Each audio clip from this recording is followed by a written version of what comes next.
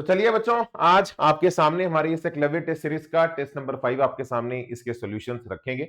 और आज का जो टॉपिक है, जो मुद्दा है, वो है हमारा रोटेशन। तो रोटेशन के बड़े ही प्यारे सवाल, बड़े अच्छे आइडियाज आपको इस सॉल्विंग सेशन के अंदर मिलने वाले हैं। तो आइए आपके सामने एक एक करके सभी सॉल्यूशंस रखते हैं। सबसे पहला यार, ये सवाल बड़ा ही प्यारा सवाल है। क्वेश्चन आपको ये कहता है कि आप एक स्ट्रेट लाइन में चल रहे हो विद कांस्टेंट वेलोसिटी। तो मेरे बच्चों ऐसे मान लीजिए, आप ऐसे मान लीजिए कि कोई भी एक स्ट्रेट लाइन है, तो कोई भी एक स्ट्रेट लाइन कहीं भी ले लीजिए, मान लो यहाँ पे एक स्ट्रेट लाइन है और हम एक कांस्टेंट वेलोसिटी से चल रहे हैं। हम कांस्टेंट वेलोसिटी v जो है मेरे बच्चों, वो हमारा कांस्टेंट है। तो आपको पूछा गया है, अगर आप कांस्टेंट वेलोसिटी से किसी स्ट्रेट लाइन में चले तो इनमें से हमें एंगुलर मोमेंटम के बारे में कमेंट करना है। एंगुलर मोमेंटम जीरो है, कांस्टेंट है, किसी एक पॉइंट के अबाउट या किसी भी पॉइंट के अबाउट समथिंग, कुछ इस तरह का माहौल आपसे पूछा गया है। तो बच्चों देखो यार, बड़ी सीधी सी बात है। आप इस बात को समझो कि अगर हम कांस्टेंट वेलोसिटी से चल रहे हैं तो मतलब नेट फोर्स जो है मेरे बच्चों, पार्टिकल पे जीरो है। तो अगर नेट फोर्स जीरो है तो इसका मतलब क्या है मेरे भाई, नेट टॉर्क भी जीरो है। अगर बेटा आपको ये टॉर्क का फॉर्मूला याद हो, dl बाई dt, जैसे हमारा net force dp by dt होता है, उसी तरह से रोटेशन के अंदर net torque dl by dt है। तो मेरे भाई अगर टॉर्क जीरो है तो मतलब एंगुलर मोमेंटम का डेरिवेटिव जीरो है, मतलब एंगुलर मोमेंटम कांस्टेंट है। तो कोई भी पॉइंट हो, ऐसा नहीं है कि सिर्फ ओरिजिन, कोई भी पॉइंट कहीं पर भी हो, हमारा जो एंगुलर मोमेंटम होगा it will be constant, it will be constant about any point. तो बी बॉम्बे will be my right answer. बहुत ही प्यारा क्यूट क्वेश्चन है बच्चों, ठीक है। चलिए अगले सवाल की तरफ चलते हैं बच्चों। इसके अंदर सिर्फ ज्योमेट्री है। अगर आप ज्योमेट्री समझ जाएंगे तो क्वेश्चन बहुत जल्दी सॉल्व हो जाएगा। आपके सामने दो डिस्क है, एक का रेडियस 0.2 मीटर है और दूसरे का रेडियस 0.6 मीटर है। तो बच्चों इस बात को समझना, मुझे ना ये 0.2 0.6 से ज्यादा ना ये अच्छा लगता है कि अगर मैं इसे आर कह लूं तो दूसरे का जो रेडियस है वो 3 गुना है। 0.6 मतलब उसका 0.2 का 3 गुना। तो मतलब आप मान के चलिए कि एक डिस्क अगर हमारी ये है, इसकी कुछ थिकनेस होगी हमारी, यहाँ पे थिकनेस दोनों की सेम है, क्वेश्चन में लिखा हुआ है सेम थिकनेस और सेम मटेरियल है। तो दूसरा जो होगा डिस्क वो थोड़ा सा बड़ा होगा और थिकनेस जो होगी मेरे बच्चों उसकी वो सेम ही होगी, वो टी ही होगी। ठीक है जी। तो इसका रेडियस हमें दे दिया 3r और इसका जो रेडियस दे दिया मेरे बच्चों वो r दे दिया। तो मेरे भाई इस बात को जरा समझ, बड़ी जल्दी तो अपना आंसर निकाल देगा। अगर मैं तुझसे पूछूं इसका मास कितना है, सर इसका जो मास होगा वो होगा लेट्स से m, जो कि होगा हमारा वॉल्यूम इनटू डेंसिटी। तो वॉल्यूम हो गया pi are square into t, है ना, सिलेंडर हो गया pi are square into t into मेरे बच्चों आ जाएगा रो। तो अगर इसका मास मैं m कहूंगा, जरा तो कॉमन सेंस से बता, इस डिस्क का जो मास होगा वो कितना होगा, वो सर 9m होगा। क्योंकि जब मैं इसका वॉल्यूम लिखूंगा तो पाई 3r का स्क्वायर आ जाएगा, 3r स्क्वायर करेगा तो 9 का फैक्टर एक्स्ट्रा आएगा। तो इसका मास जो होगा मेरे बच्चों वो 9 गुना होगा। अब आपसे इनके मोमेंट ऑफ इनर्शिया की रेशियो पूछी गई है। Now this question becomes very easy peasy lemon squeezy. हमसे moment of inertia about the central axis, मतलब ये अपनी एक्सिस के अबाउट रोटेट हो और ये वाला अपनी एक्सिस के अबाउट रोटेट हो, तो इनका रेशियो निकालना है। तो उसका अगर आप निकालोगे तो वो आ जाएगा m आर स्क्वायर बाई 2, और नीचे वाले का अगर I2 अगर आप निकालोगे, मास हमारा कितना है 9m इंटू रेडियस का स्क्वायर दैट इज 3r, उसका स्क्वायर बाय 2, उसका स्क्वायर बाय 2। मैं सिंपली अगर यहाँ पे देखूं, m से m कट गया और 2 से 2 कट गया, r स्क्वायर से r स्क्वायर कट गया, सॉल्व करिए 1:81, 1:81 हमारा सही जवाब। D daily is the right answer, D daily is the right answer. ठीक है, that is my absolutely correct answer, correct है। चलिए क्यूट क्वेश्चन। नेक्स्ट क्वेश्चन बच्चों बहुत ही प्यारा सवाल है। आई गेस ये स्टैंडर्ड क्वेश्चन आपने कई बार देखा भी होगा और मैं आपको स्ट्रांगली रेकमेंड करूंगा, इसके रिजल्ट्स अगर आप याद रखेंगे तो आपको ओवरऑल पेपर के अंदर काफी हेल्प मिलेगी। क्वेश्चन अपने को कह रहा है कि moment of inertia of uniform circular disc of mass m and radius r about a tangent to the disc in its plane. तो मेरे भाई देख जरा समझ इस बात को, ये डिस्क है, ठीक है, ये हमारी एक डिस्क अगर हम ले लें, अभी तेरे सामने मैंने बनाई भी थी m, r।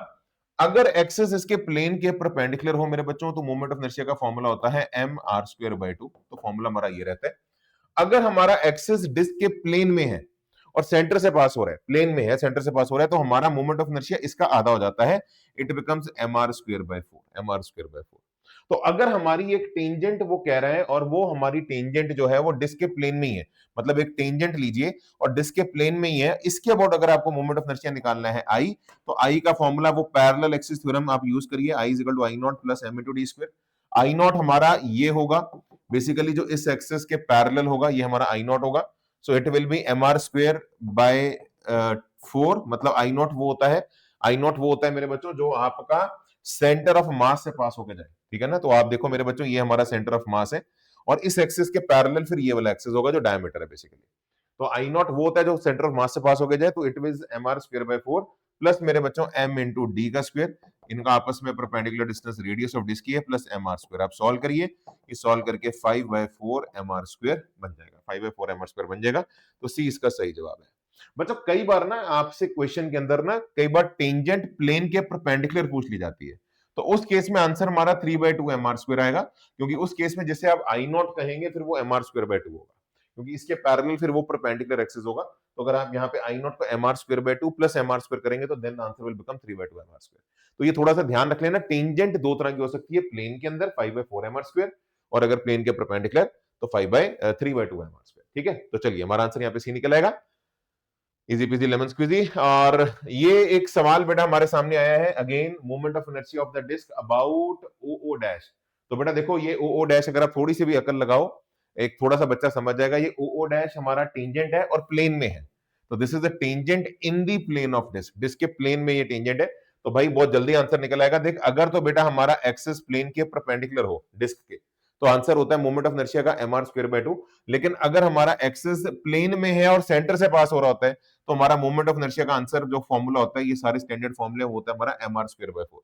तो याद रखिए दो तरह का हमारा एक्सिस होता है, एक प्लेन के परपेंडिकुलर सेंटर से पास होने वाला वो mr²/2 है, लेकिन अगर एक्सिस हमारा टेंजेंट प्लेन में है और सेंटर से पास हो रहा है तो mr²/4 होता है।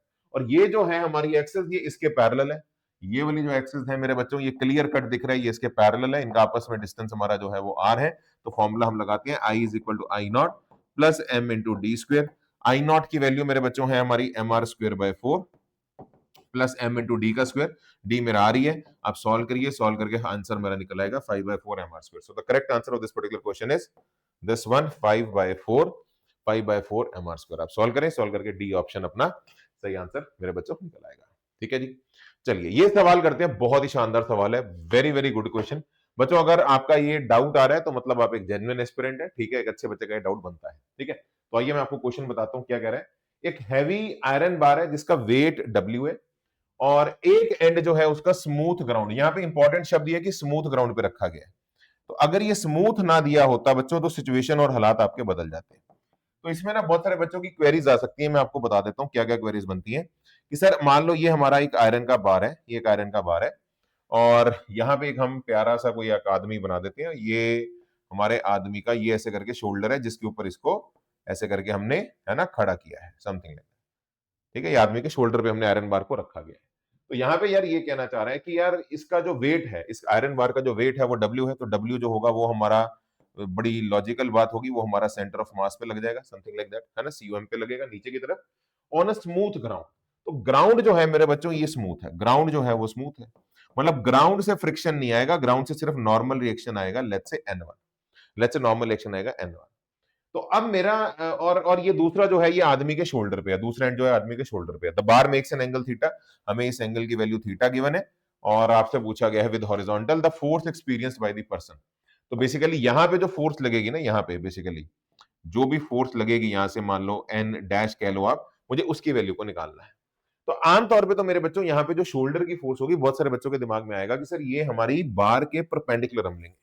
तो देखो ये सोचना गलत नहीं है, ये सोचना करेक्ट है। अगर आप में से कोई बच्चा ये सोच रहा है और आपका आंसर मैच नहीं कर रहा होगा, मुझे पता है ये बात, है ना, आप में से बहुत सारे बच्चे उन्होंने ट्राई किया होगा, जो अच्छे बच्चे होंगे उन्होंने ट्राई भी किया होगा और आंसर मैच नहीं हो रहा। अगर आप ये सोच रहे हैं कि सर ये एन डैश हमारा बार के हम परपेंडिकुलर लेंगे, तुम जो सोच रहे हो वो सही है, लेकिन प्रॉब्लम इसके अंदर क्या है कि अगर हम एंगल पे लेते हैं नॉर्मल रिएक्शन जो यहाँ पे शोल्डर से मिलेगा, जो कि लॉजिकल भी है, अगर आप एंगल पे लेते हैं मेरे बच्चों, उस केस में आपका इसके दो कंपोनेंट हो गए, एक वर्टिकल एक हॉरिजॉन्टल।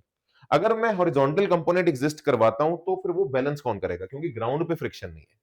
तो ये एन डैश रॉड के परपेंडिकुलर करेक्ट है, प्रोवाइडेड ये तभी स्टेबल हो पाता अगर ग्राउंड पे फ्रिक्शन भी होती कि उसके हॉरिजॉन्टल कंपोनेंट को फ्रिक्शन बैलेंस कर देती। बट अगर वो नहीं है तो हमारे पास फिर अब कोई ऑप्शन नहीं है, हमें इस नॉर्मल को वर्टिकल ही लेना पड़ेगा, इस नॉर्मल को वर्टिकल ही लेना पड़ेगा। You have to take this normal ताकि कोई एक्स डायरेक्शन में फोर्स हमारी ना आए। तो मुझे इस एन डैश की वैल्यू को निकालना है।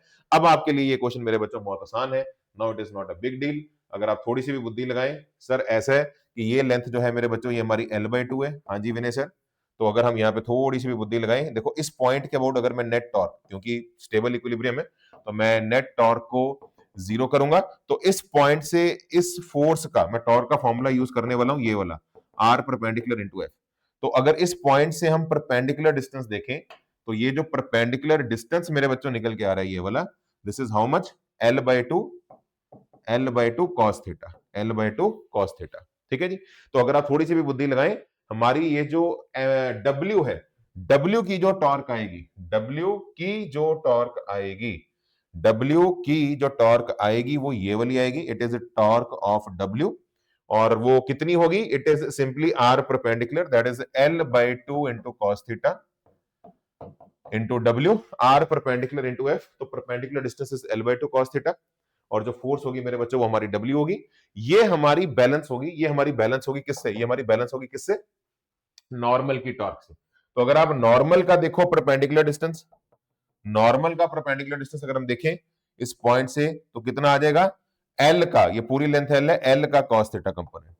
तो अगर हम नॉर्मल का देखें, नॉर्मल का देखें तो उस पॉइंट के about normal anti clockwise torque देगा ये वाला, इसका टॉर्क होगा ये वाला, और उसकी वैल्यू कितनी होगी, R perpendicular L cos theta into L cos theta into मेरे बच्चों N dash, L cos theta into मेरे बच्चों एन डैश। तो अगर आप बेटा इस चीज को समझ गए, नेट टॉर्क जीरो है, मतलब जितनी क्लॉकवाइज उतनी एंटी क्लॉकवाइज, तो नेट टॉर्क हमारी जीरो। और आप देखो यहाँ पे एल कॉस थीटा का, एल कॉस थीटा से हैप्पी बर्थडे, एन डैश की वैल्यू जो निकल के आ रही है वो W/2 आ रही है। तो बड़ा ही प्यारा शानदार सवाल है, आप सॉल्व करिए, आपका फाइनल आंसर जो है मेरे बच्चों वो W/2 आपका निकल आएगा। ठीक है, तो इट्स अ गुड क्वेश्चन। ये सवाल मुझे लगता है बच्चों आपने अगर शायद गलत किया तो प्रोबेबली वो एक कैलकुलेशन मिस्टेक होगी, इसलिए मिस्टेक होगी बिकॉज सिंपली आपको यहाँ पे एफ वेक्टर गिवन है, आर वेक्टर गिवन है, तो आपको टॉर्क निकालनी है, तो टॉर्क का standard formula R vector cross F vector. तो आपको इन दोनों को आपस में क्या करना है, क्रॉस प्रोडक्ट करना है। तो क्रॉस प्रोडक्ट के लिए बेटा आपको पता है हम क्या करते हैं, हम सबसे पहले डिटर्मिनेंट बनाते हैं, आई कैप, जे कैप, के कैप, और आर वेक्टर के कोफिशिएंट लिख देंगे यहाँ पे 1, -1 एंड 1, और एफ वेक्टर के लिख देंगे -3, -2 एंड मेरे बच्चों 4। ठीक है, 4।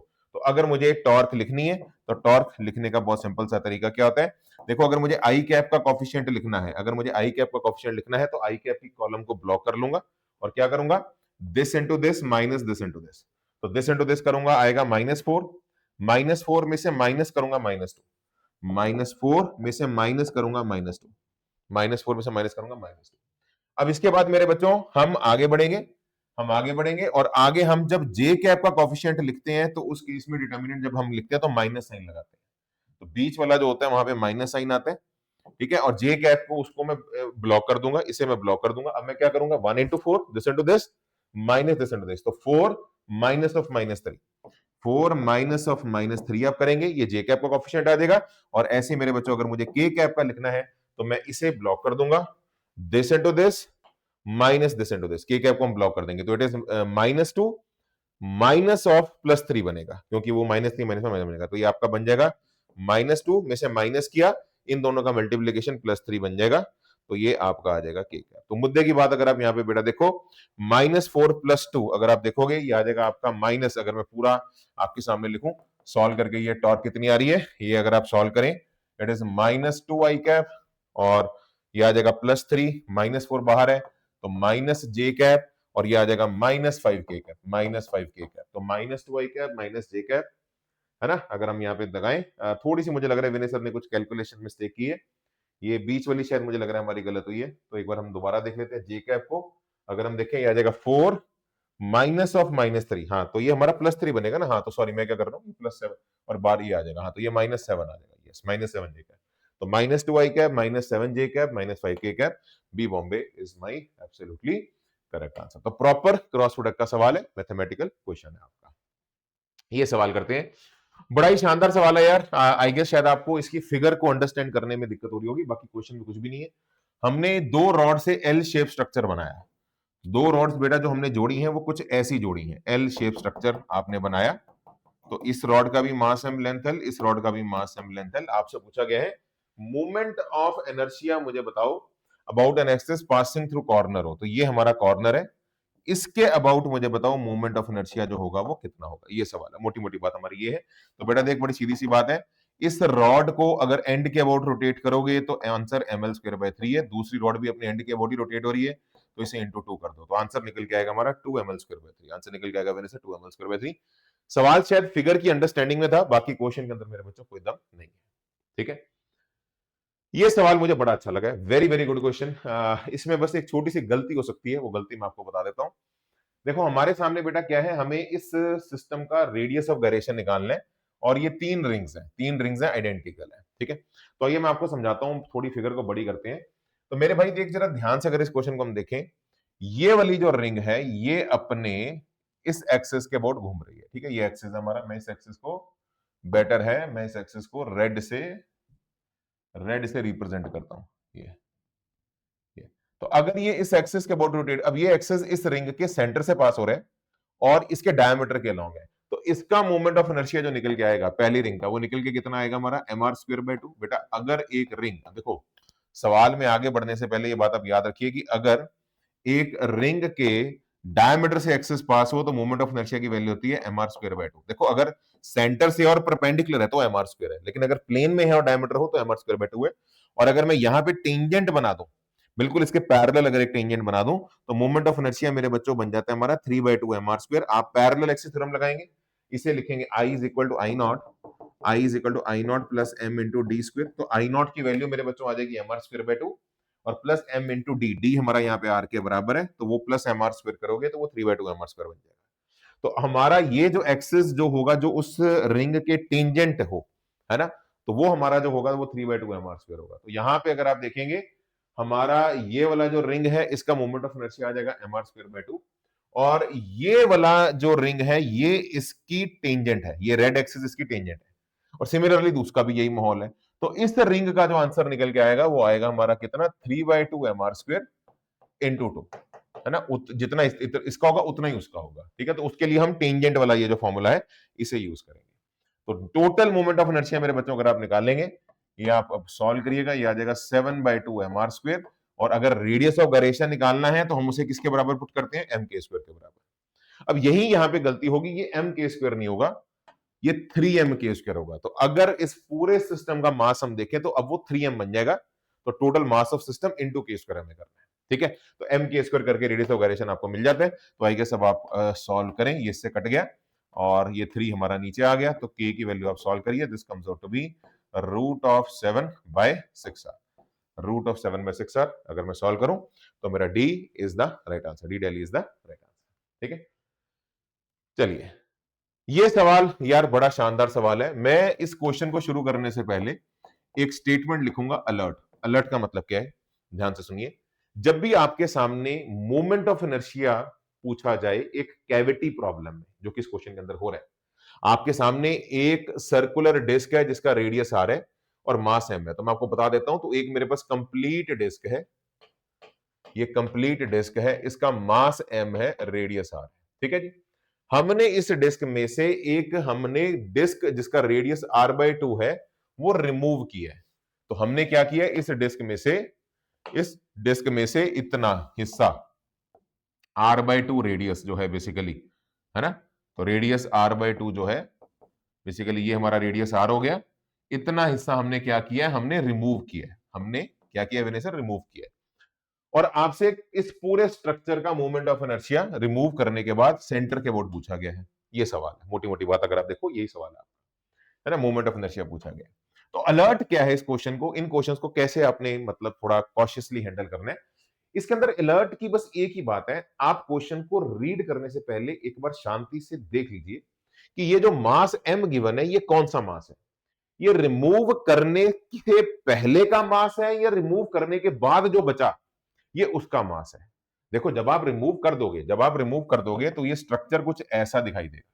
ये जो स्ट्रक्चर होगा मेरे बच्चों ये कुछ ऐसा दिखाई देगा, अंदर से तो खाली हो जाएगा। तो ये m कौन है, ये पहले का है कि ये जो बाद में बचा ये m उसका है। तो ये जरूर चेक कर लेना, क्योंकि फाइनल आंसर इस बात पे डिपेंड करेगा कि m गिवन कौन सा है।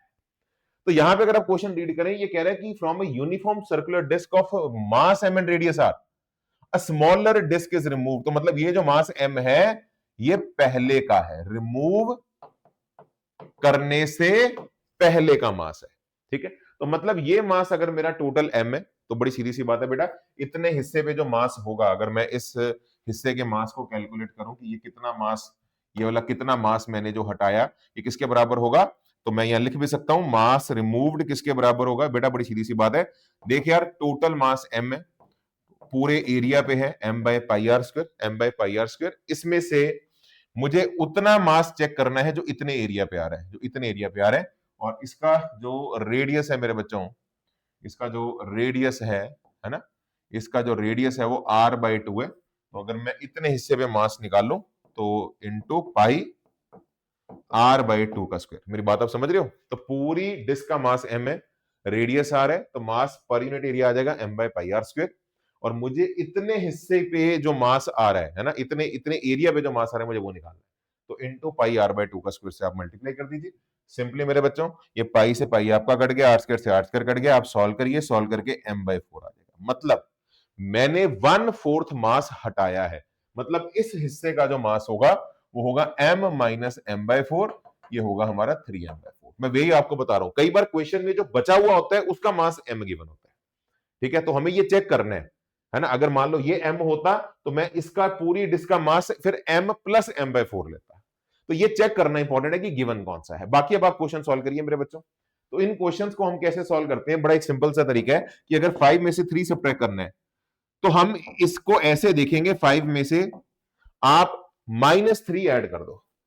तो 5 में से, है ना, 3 अगर निकालना है, निकालने की बजाय आप समझो कि मैंने उसमें -3 ऐड कर दिया। तो मेरे कहने का मतलब ये कि इन क्वेश्चंस को करने की एक ही टेक्निक होती है, उसे हम बोलते हैं नेगेटिव मास। तो बेटा मान लीजिए कि एक कंप्लीट डिस्क है व्हाइट कलर की, इस पूरी डिस्क का मास m है, रेडियस r है। ठीक है जी। और इस डिस्क में हमने ऐड कर दी ये येलो कलर की डिस्क, ये येलो कलर की डिस्क।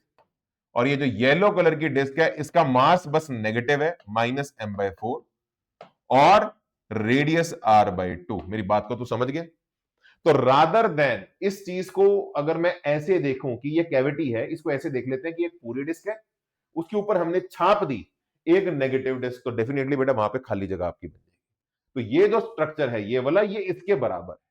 अब आपसे पूछा गया भैया मोमेंट ऑफ इनर्शिया बताओ इस पॉइंट के अबाउट। तो बेटा बहुत सिंपल सा आंसर है। अगर मुझे मोमेंट ऑफ इनर्शिया निकालना है तो सर ऐसे है, एक हमारी कंप्लीट डिस्क होगी ये वाली, तो पूरी डिस्क का मोमेंट ऑफ इनर्शिया तो सिंपल ही होता है mr²/2, mr²/2। ये कंप्लीट डिस्क का हो गया।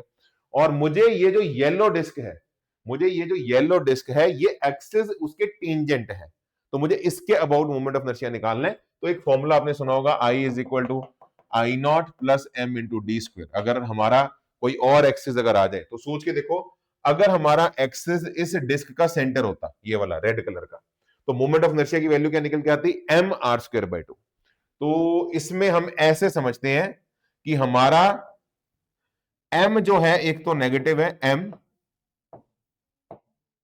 r²/2। मेरी बात आप समझ गए? अगर ये रेड कलर का एक्सिस होता जो कि उसके सेंटर से पास हो रहा होता, प्लेन के परपेंडिकुलर होता, तो मोमेंट ऑफ इनर्शिया निकल के आता है येलो डिस्क का mr²/2। m हमारा नेगेटिव है, -m/4, r/2 का स्क्वायर अपॉन मेरे बच्चे 2 plus m into D square. m हमारा -m/4 है इंटू डी का स्क्वायर। इनका आपस में जो डिस्टेंस होगा ये भी r/2 ही होगा। तो ये हमारा बेटा बन गया पूरा आंसर। तो पूरी डिस्क में ये हमारी कौन सी डिस्क है? ये व्हाइट कलर की डिस्क है। और ये जो पूरा आप देख रहे हो ये भूत किसका लिखा है? ये येलो डिस्क का लिखा है, क्योंकि येलो डिस्क का ये वाला जो पॉइंट है ये इसके टेंजेंट है। तो आप इस एक्सिस के अबाउट अगर लिखते तो mr²/2 लिखते, बस m नेगेटिव है, और प्लस m इंटू डी का स्क्वायर, है ना। ये जो d है इनके बीच का जो गैप है ये r/2 का है आपका। तो ये सारा मेरे बच्चों आप सॉल्व कर लीजिए। आई गेस जब आप सारा ये ऐड कर लेंगे, फाइनल आंसर आपका सॉल्व करके 13, ये कैलकुलेशंस करके आप देख लीजिएगा, 13/32 mr² निकल आएगा। ठीक है, तो ये बड़ा प्यारा सा क्वेश्चन है, बस जो टेक्निक है वो आपको बता दी है। अब आइए इस क्वेश्चन के ऊपर लगते हैं। अगला सवाल बड़ा ही प्यारा, अगेन क्यूट लॉलीपॉप प्रॉब्लम। हमें यहाँ पे एंगुलर पोजीशन गिवन है, हमें थीटा की वैल्यू मेरे बच्चों गिवन है। तो मैं लिख देता हूं थीटा की वैल्यू क्या गिवन है, 2t³ -6t²। ये गिवन है। मुझसे पूछा गया टॉर्क जीरो कब होगी, टॉर्क जीरो कब होगी। तो टॉर्क का फॉर्मूला मेरे बच्चों होता है आई अल्फा। तो अगर टॉर्क जीरो तो मतलब अल्फा जीरो। तो बेसिकली आपको अल्फा तक जाना है, तो आप simply D theta by D T differentiate करिए, ओमेगा मिल जाएगा। तो 2 इंटू टी³ का डेरिवेटिव आ जाएगा 3t² -12t, है ना, जिसे आप लिख सकते हैं 12t² -12t। और अब यही होगी मेरे बच्चों 3t², सॉरी, तो 3 इंटू 2 हो गया 6t², हाँ 6t, तो यहाँ 6t² आएगा -12t। और अगर मैं अल्फा निकालूं it will B D omega by D T, तो अगर मैं ओमेगा को डिफरेंशिएट करूं तो 6 एज इट इज t² का डेरिवेटिव 2t -12 इंटू टी का डेरिवेटिव आ जाएगा 1, तो this comes out to be 12t -12। तो बड़ी सीधी सी बात है, मुझे अल्फा भी as a function of time मिल जाएगा, और मुझे अल्फा 0 जब होगा वो निकालना है, वो वक्त कितना होगा, तो अल्फा को 0 पुट करो तो 12t -12 यानी कि t की वैल्यू सॉल्व करिए, सॉल्व करके 1 सेकंड आ जाएगी। तो बहुत ही प्यारा क्वेश्चन। जैसे आपको कई बार पोजीशन दी होती है, आपसे एक्सेलरेशन 0 पूछी जाती है, तो dv बाई dt फिर dv बाई dt करते हैं, सेम वही वाली चीज हमने एंगुलर में यहाँ पे की है। ठीक है, very simple direct question.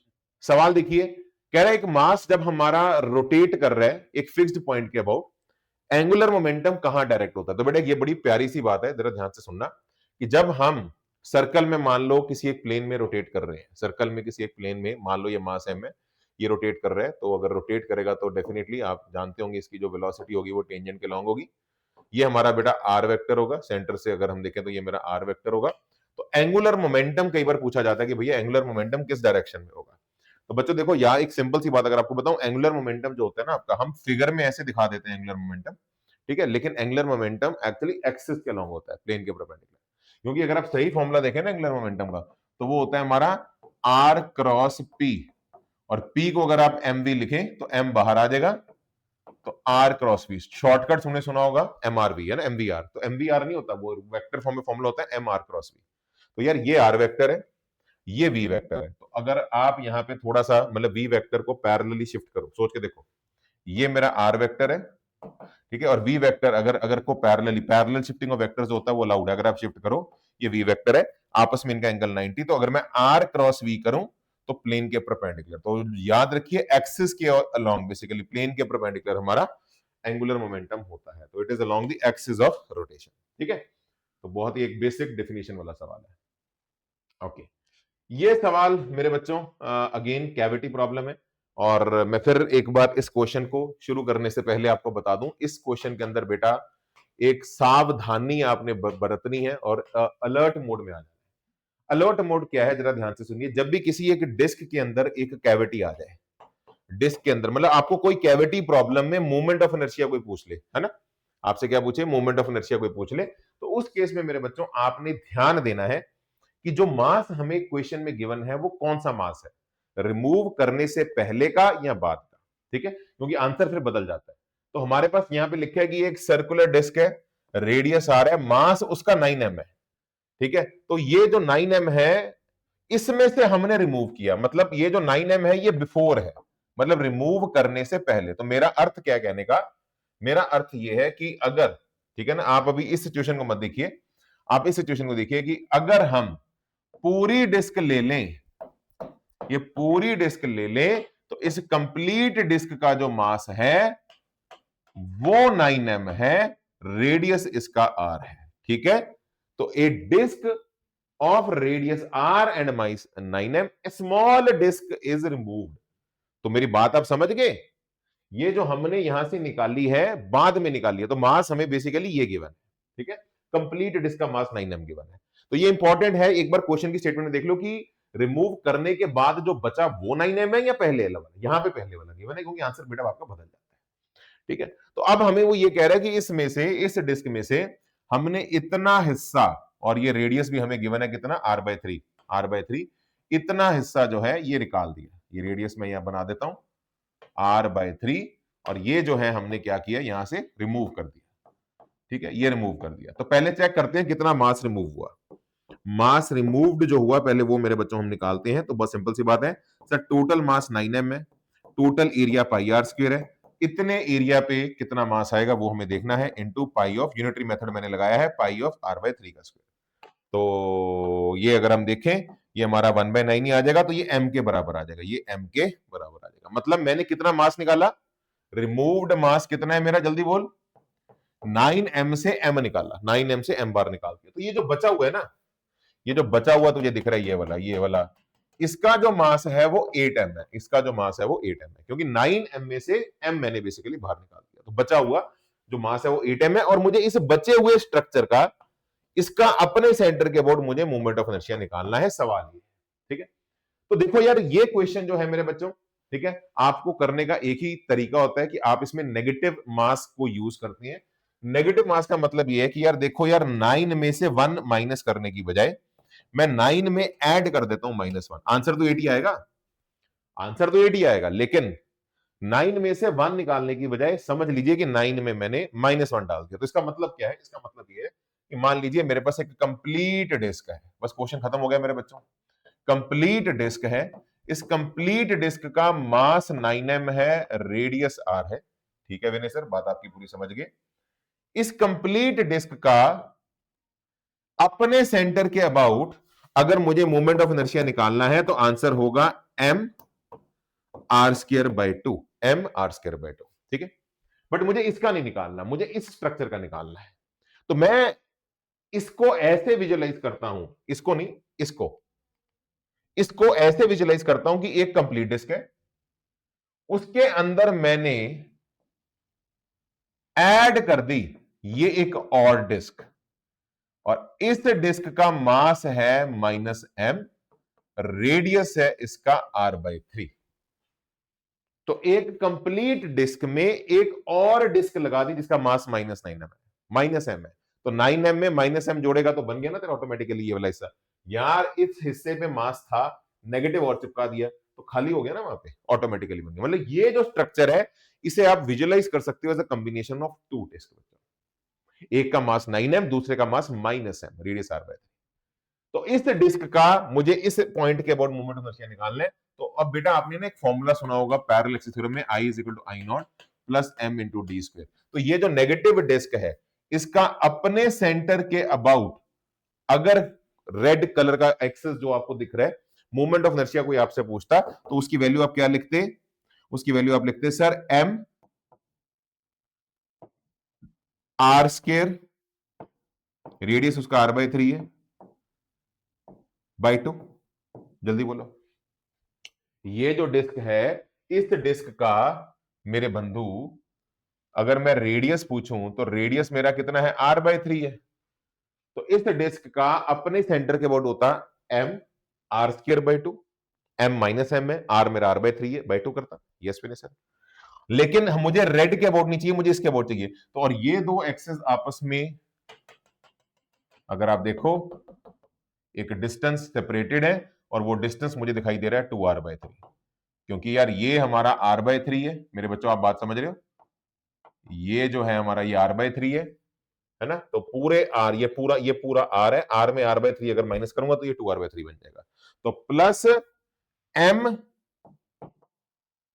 Into D square, m into D square. तो m r²/2 इस ग्रीन डिस्क का अपने सेंटर के वो m r²/2, r r/3 है, m हमारा -m है, plus m into D square. और m जो है मेरे बच्चों वो हमारा -m है, और d जो है वो आपने देख लिया, ये दो एक्सेस जो है आपस में 2r/3 distance separated, 2r/3 distance separated है। ठीक है, दिस इज 3। आप ये सारी कैलकुलेशन कर लीजिएगा, सॉल्व करके आपका फाइनल आंसर मेरे बच्चों 4m r² निकलेगा। ठीक है, तो very easy peasy lemon squeezy. तो इसी के साथ मेरे बच्चों आज का जो सेशन था वो समाप्त होता है। आई होप आपको ये कंटेंट, ये सॉल्यूशंस बड़े अच्छे और एफिशिएंट लगे होंगे। एंड इसी तरह इस टेस्ट सीरीज को पूरा रेगुलरली फॉलो करिए और अपनी सिलेक्शन के करीब जाइए। Thank you so much, God bless you, जय माता दी बेटा।